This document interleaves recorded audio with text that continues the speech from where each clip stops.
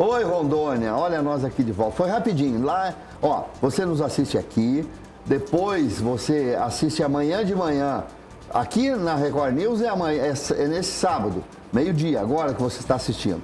Amanhã, no domingo, 7h30 da manhã, também na Record News. A partir de hoje de noite, desse sábado, você já vê nos sites, principalmente no site Gente de Opinião, que fica lá a semana toda. Se você não conseguiu assistir, se gostaria de rever alguma coisa, vai lá no site Gente de Opinião, que eu e o meu querido amigo Vinícius Miguel estaremos lá a semana toda com essa entrevista, ok?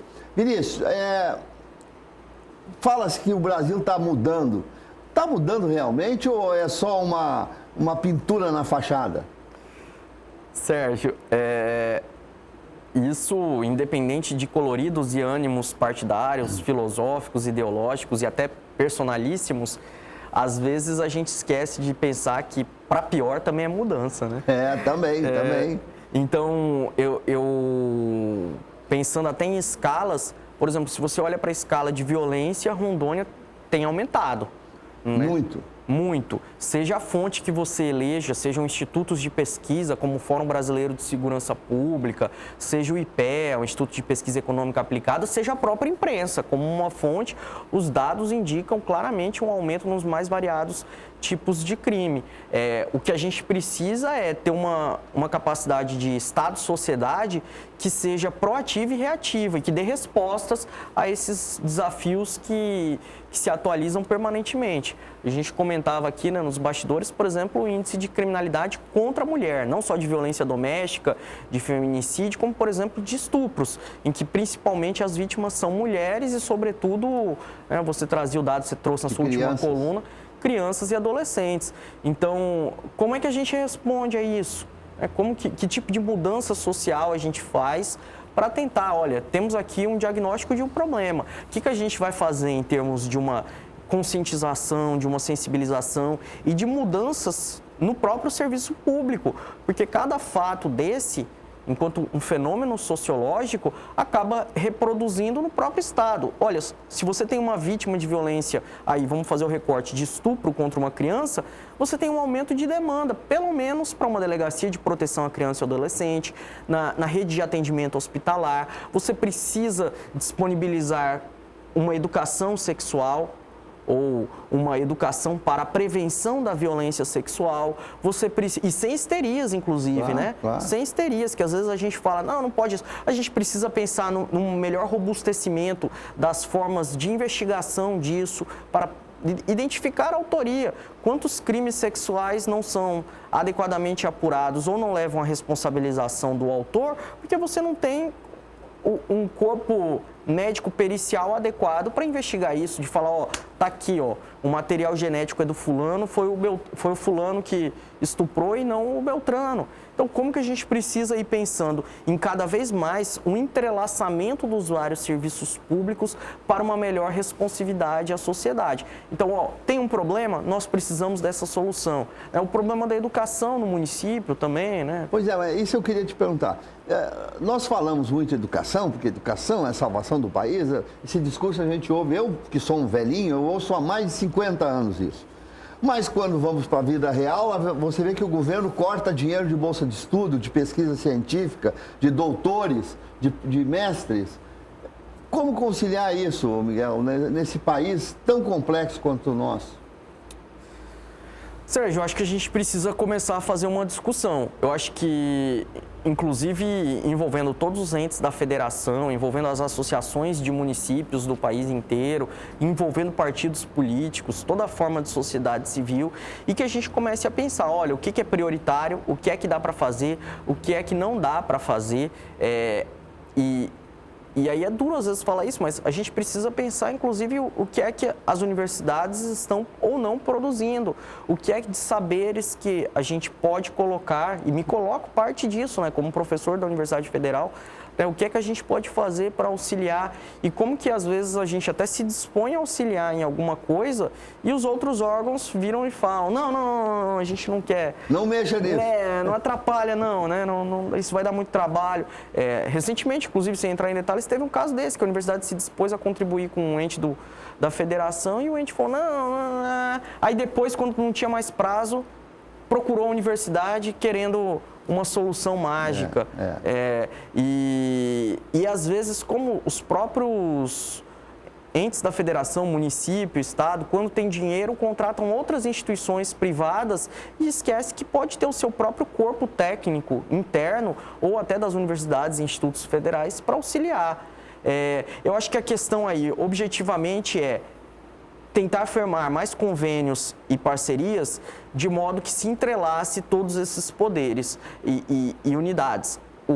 Olha, a universidade e Instituto Federal pode prestar alguma forma de apoio ao ensino fundamental, ao ensino básico, pode formar uma parceria com as escolas de governo, que cada órgão, cada poder tem a sua própria escola, né? O Legislativo tem a sua, o Tribunal de Contas tem a sua, o judiciário ou os judiciários têm a sua. Como que a gente entrelaça isso e pensa em uma formação mais efetiva, com menos gastos públicos e como que isso pode atender melhor a sociedade?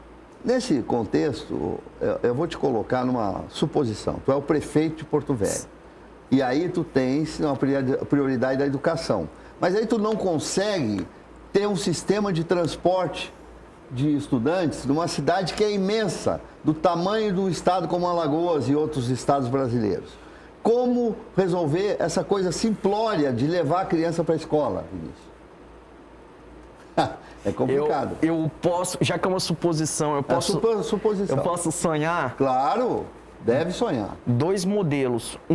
Um chamado Pedagogia da Alternância, fazer com que esses estudantes venham para Porto Velho e fiquem em um modelo de semi-internato, não de privação de liberdade. Entendi. Não é colocá-los em um presídio mirim, é colocá-los em uma escola em período integral que possa ter aulas de manhã, de tarde, com atividades integrativas de esporte, de artes, de música, formação geral de cultura e um caráter optativo com formações voltadas a um aspecto de religiosidade e de espiritualidade, não direcionado para uma única religião, mas que respeite todos os credos e que ele aprenda sobre tolerância, sobre diversidade religiosa.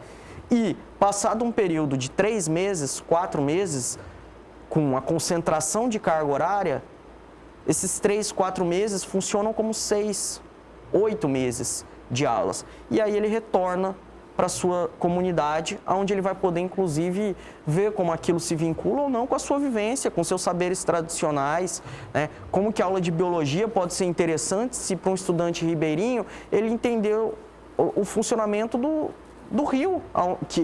Entendi, claro. Então, assim, como eu falei, é um modelo de sonho, né?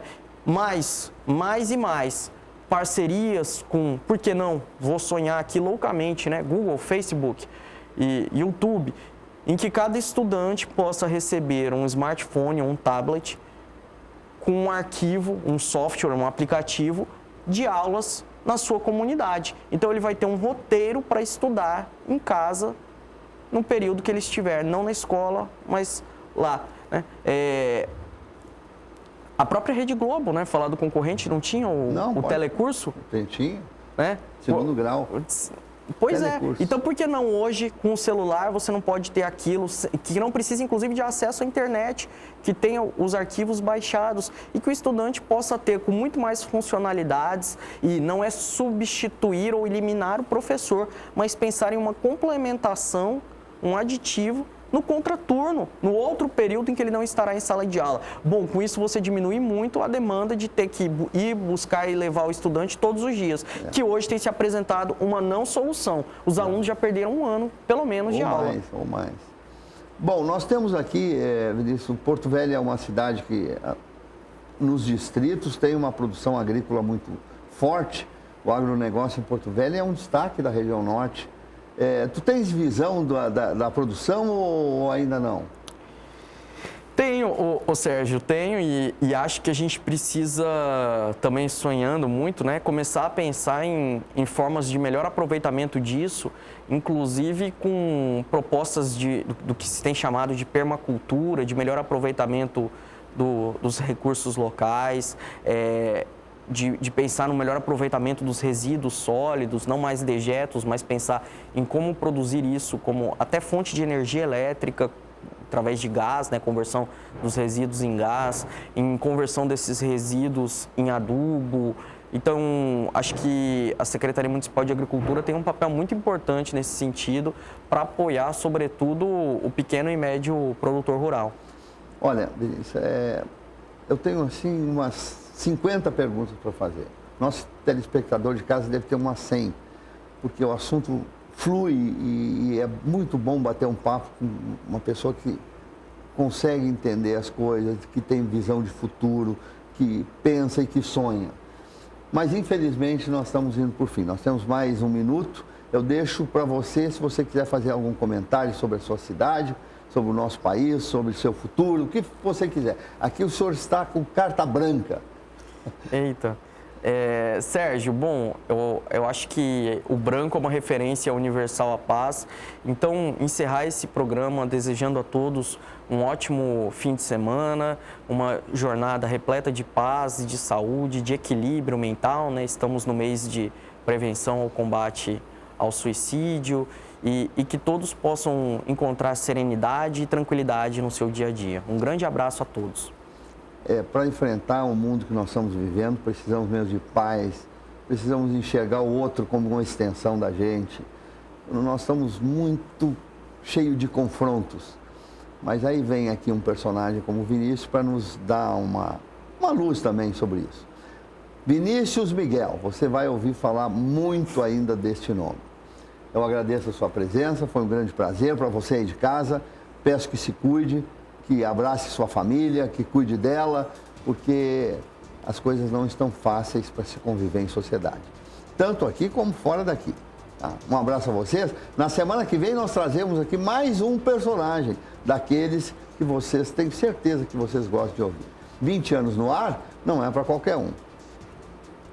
Direto ao ponto está terminando.